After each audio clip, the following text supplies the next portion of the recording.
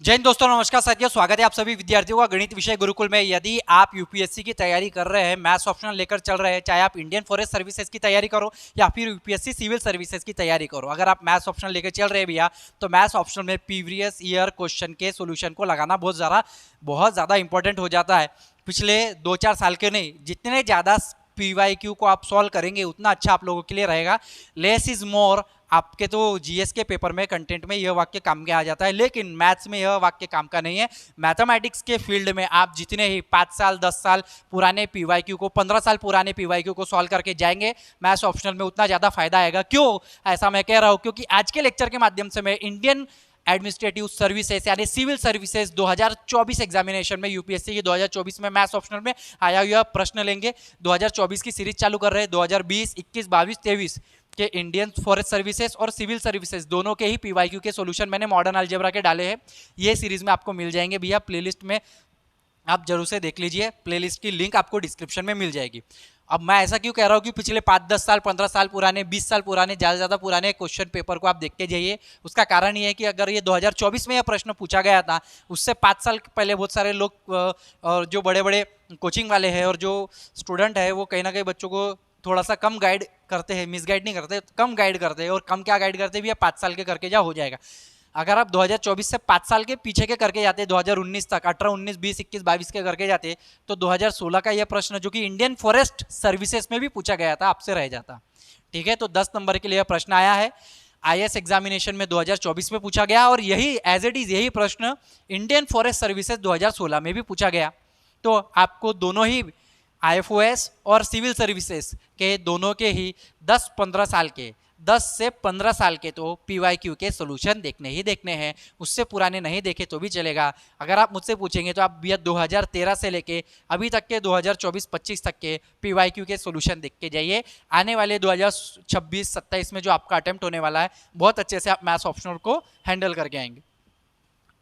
प्रश्न पूछा था मॉडर्न अलजेब्रा में, ग्रुप थ्योरी, रिंग थ्योरी और फील्ड थ्योरी, तीनों बहुत काम के हैं, तीनों के ऊपर प्रश्न बनते हैं। बहुत सारे इंपॉर्टेंट टॉपिक होते हैं जिस पे प्रश्न बनते हैं। मैं एक ऐसा वीडियो लेकर आने वाला हूँ जिसमें पिछले 10-12-15 साल के PYQ का एनालिसिस करके बताऊंगा कि भैया कौन सा टॉपिक ग्रुप थ्योरी के अंदर इंपॉर्टेंट है, रिंग थ्योरी के अंदर कौन सा टॉपिक इंपॉर्टेंट है और फील्ड थ्योरी के कौन से प्रश्न ज़्यादा से ज़्यादा पूछे गए हैं। तीनों पे बहुत डिटेल पे चर्चा करेंगे। एक वीडियो में ऐसा लेकर आऊँगा जिसपे आपके डाउट्स क्लियर हो जाएंगे कि आपको क्या पढ़ना चाहिए, मॉडर्न अलजेब्रा में किस टॉपिक को ज़्यादा ध्यान देना चाहिए। तो ये यहाँ पे प्रश्न दिया गया है। चलो प्रश्न की शुरुआत करते हैं। 10 नंबर के लिए प्रश्न आया था बेटा, G B a finite group. एक जी फाइनाइट ग्रुप है, बहुत अच्छी बात है कि फाइनाइट ग्रुप दिया है, ठीक है। और अगर इनफाइनाइट होता है ना तो उसको सॉल्व करना आसान होता है, लेकिन फाइनाइट में थोड़े से कॉम्प्लिकेशंस बढ़ जाते हैं। उनको प्रूफ करने के लिए थोड़ा सा एड़ी चोटी का जोर लगाना पड़ता है, लेकिन ये ईजी है, डरने वाली बात नहीं है। ऑफ यहाँ पे ऑर्डर कितना दिया है, उस ग्रुप का MN दिया है, where M and R the prime number. M और N दोनों प्राइम नंबर है। दोनों कैसे है? प्राइम नंबर है और M जो है N से बड़ा है।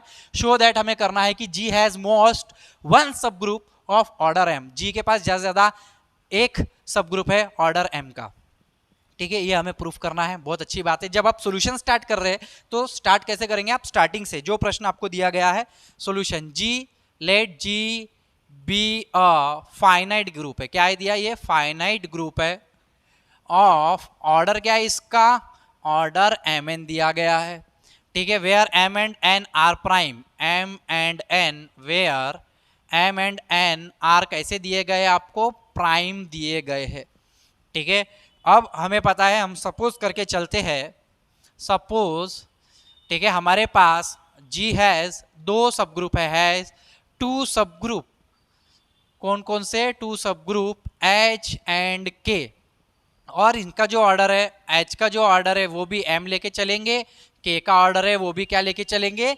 M लेके चलेंगे। दो सब ग्रुप है जिनका ऑर्डर M है, लेकिन यहाँ पे हैज मोस्ट वन, ज्यादा से ज्यादा हमको वन ही लेकर आना है। एक हैज मो है एट मोस्ट वन पे हमको फोकस करना है, तो हम लोग लेके क्या चलेंगे? दो, ताकि हम वन तक पहुंचे। कैसे पहुंचेंगे देखो यहाँ पे, समझो, ठीक है।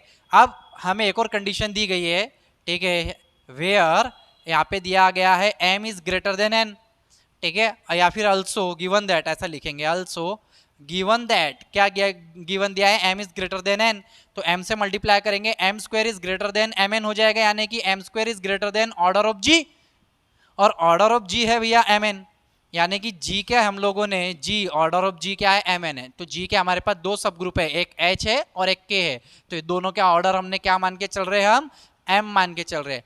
जी के पास दो सब ग्रुप है, तो m की वैल्यू क्या हो जाएगी, m is greater than under root में ऑर्डर ऑफ g, देयरफॉर हम लोग कहेंगे order of h is greater than under root में order of g and order of k is greater than under root में order of g, ऐसा हम कह सकते हैं।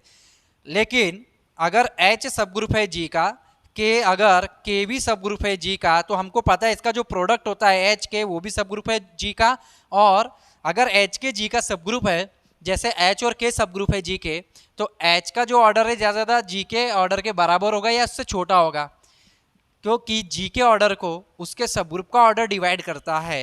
तो अगर सब ग्रुप है, अगर h कोई सब ग्रुप है, तो उसका ऑर्डर ज़्यादा से ज़्यादा g के बराबर हो सकता है या उसको डिवाइड करने वाला कोई नंबर हो सकता है।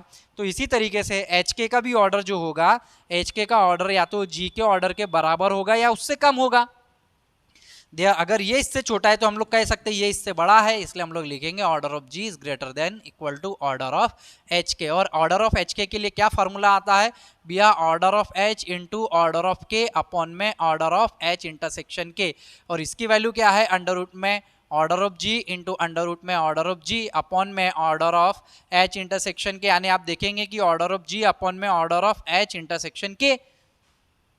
तो यहाँ पे ग्रेटर देन इक्वल टू चल रहा था, तो ऑर्डर ऑफ जी मुझे बताइए यहाँ पे, अगर ऑर्डर ऑफ जी मैं इस तरीके से लेके चलूँ, यहाँ पे लिख देता हूँ नीचे, ठीक है, therefore order of G is greater than order of G upon में order of H intersection K. यहाँ पे ये जो इनइक्वालिटी है इसमें से हम लोग एक चीज़ हटा देंगे, ग्रेटर देन इक्वल टू में से इक्वल टू हटा देंगे, क्योंकि अगर जी को ये ऑर्डर ऑफ जी तो भैया सबसे बड़ा है, मान के चलो ग्रुप है, इसका जो ऑर्डर है ये बड़ा रहेगा। जी को अगर कोई डिवाइड कर दे, मान के चलो जी का ऑर्डर मान के चलो उदाहरण है 15, ठीक है, 5 त्रिक 15, 5 और 3 प्राइम नंबर है, 5 बड़ा है n से, 5 त्रिक 15, अगर इसको 5 डिवाइड कर दे या 3 डिवाइड कर दे, ठीक है, तो अगर जी को अगर कोई सब ग्रुप का ऑर्डर डिवाइड कर दे रहा है तो छोटा हो जाएगा, यानी जी का ग्रुप ऑर्डर बड़ा ही रहेगा, इसलिए हम order of G is greater than order of G upon order of H intersection K ऐसा कह पा रहे हैं। यहाँ से समझ में आ गया होगा कि आपको इक्वल टू क्यों हट गया, क्योंकि मैथमेटिक्स में एक एक चीज़ अगर इक्वल टू हट रहा है तो क्यों हट रहा है, लग रहा है तो क्यों लग रहा है,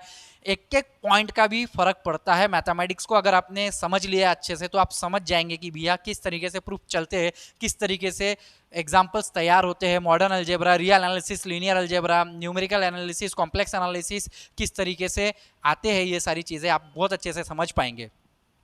यानी देयरफॉर हम लोग कहेंगे ऑर्डर ऑफ एच इंटरसेक्शन के क्या आ जाएगा, ग्रेटर देन 1। बहुत इंपॉर्टेंट, हमारे पास एक इक्वेशन मिल गया। अब हम लोग क्या कहेंगे, by Lagrange's theorem, by Lagrange's theorem. Lagrange's भाई क्या कहते हैं, वो कहते हैं कि भैया एच इंटरसेक्शन जो के है, एच इंटरसेक्शन के ये सब ग्रुप है एच का, सिमिलरली ये सब ग्रुप है के का भी।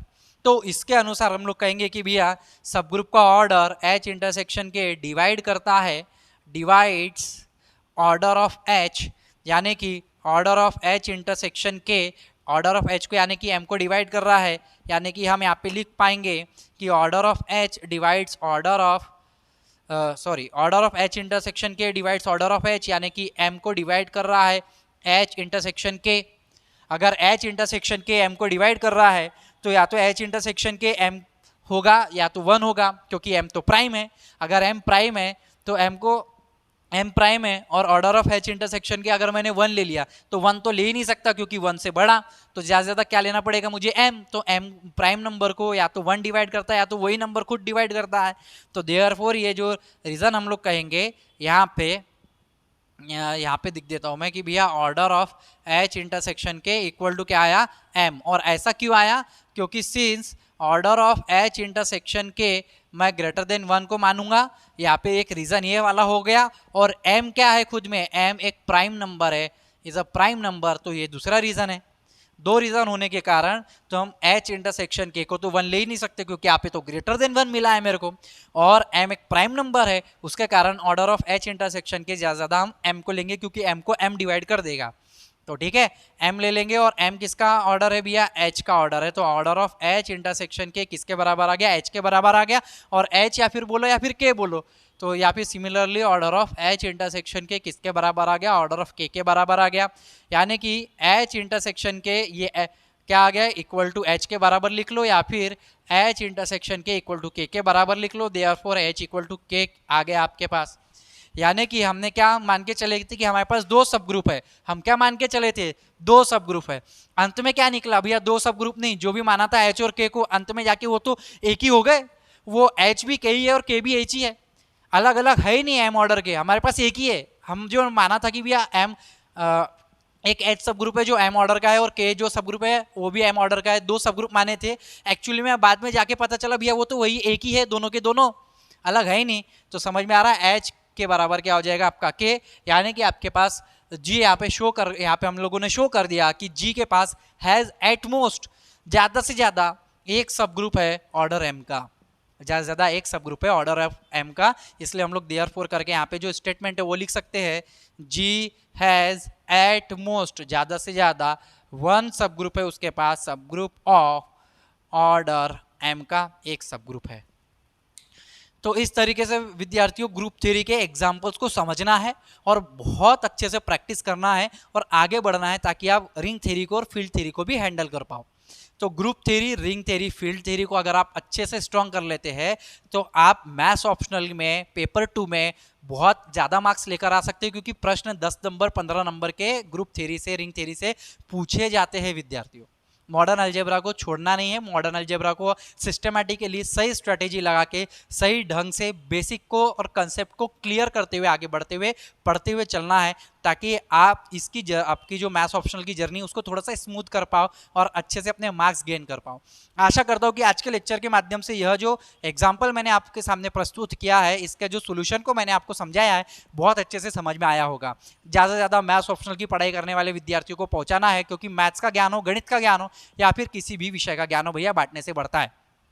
अगले वीडियो में मिलेंगे, तब तक के लिए जय हिंद, जय भारत, वंदे मातरम। साथियों, जाने से पहले मैं एक चीज़ आपसे कहना चाहूँगा, यदि आप मैथ्स ऑप्शनल के कोर्सेज के बारे में जानकारी लेना चाहते हैं तो डिस्क्रिप्शन में दिए गए नंबर पे आप मुझे कॉल कर सकते हैं, या फिर आप मेरे एप्लीकेशन में मेरे कोर्सेज आपको दिख जाएंगे, आप मेरे यूपीएससी मैथ्स ऑप्शनल के कोर्सेज को चेकआउट कर सकते हैं। धन्यवाद दोस्तों।